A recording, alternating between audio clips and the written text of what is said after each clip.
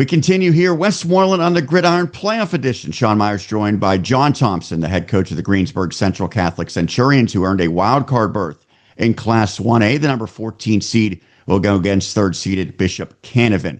First off, JT, congrats. That's a big accomplishment because it certainly was an uphill battle to get into the postseason heading into the final week. You had to knock off Leechburg and did so emphatically.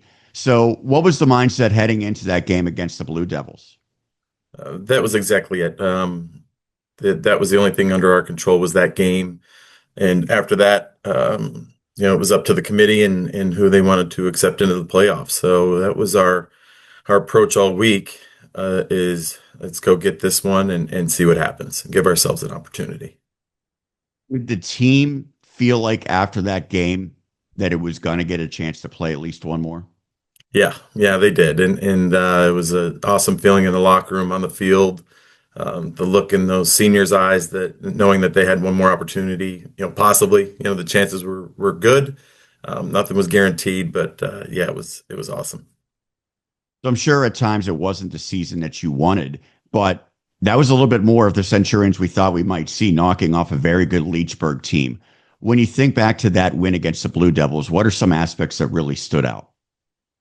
We played it was a total team effort on all three sides of the ball. I mean, offense, defense, and special teams. Yeah, it was an up and down season. There's no question about it. There's, points that we looked like world beaters and other points that, we weren't very good. So, we were able to put one of our best efforts together against Leechburg and it's paid off to where we are still preparing today. Well, we will talk about Smear Crosby. We always talk about him because he's had such a great season and such a great career. But Colin Snively was a guy who really emerged, 3 touchdown receptions. How special was that for him, and how much of a factor can he be this week?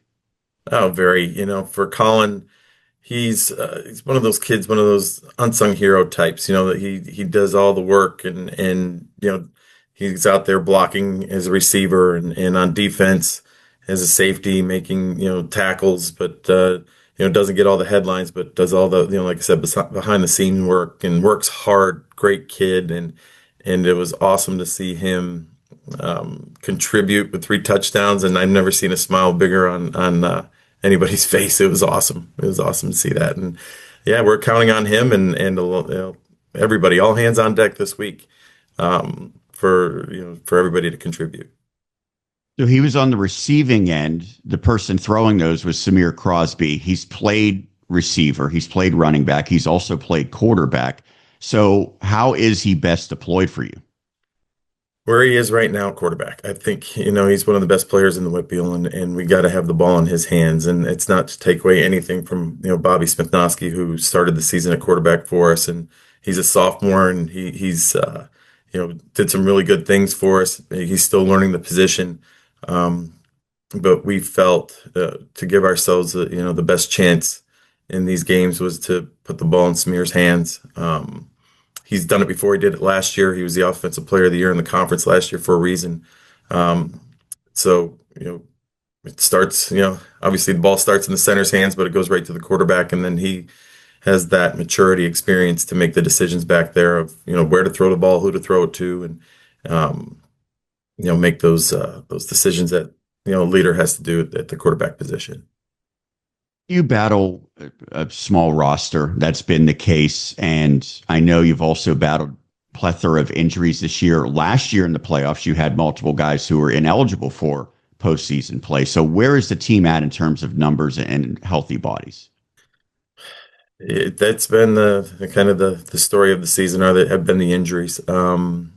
We're probably going in right now. We have to get a couple, players evaluated from Friday's game, that we're still waiting to hear on. So, we're still coming in like I believe we started the season at 30. We're still right around there.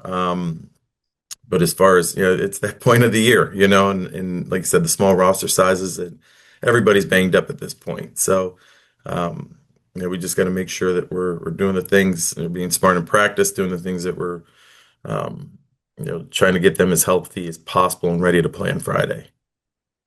So after the games Friday night, the majority of the postseason teams knew they were in. You were one that had to wait until Saturday. So getting the 14 seed in a matchup against number three Bishop Canevin, how did that align with any expectations you might have had?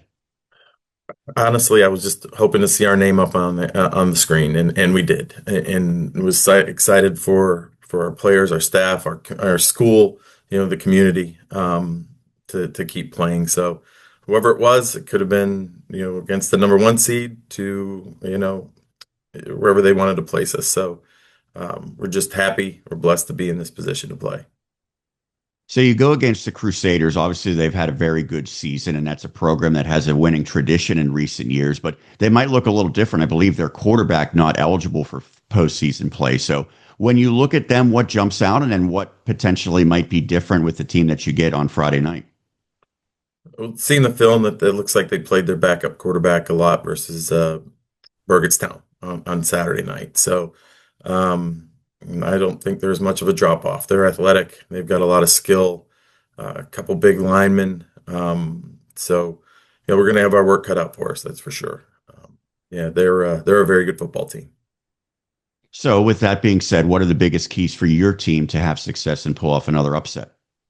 That same mentality and mindset that we brought in last week is playing together, playing as a team, doing our jobs, and executing. It's what it comes down to.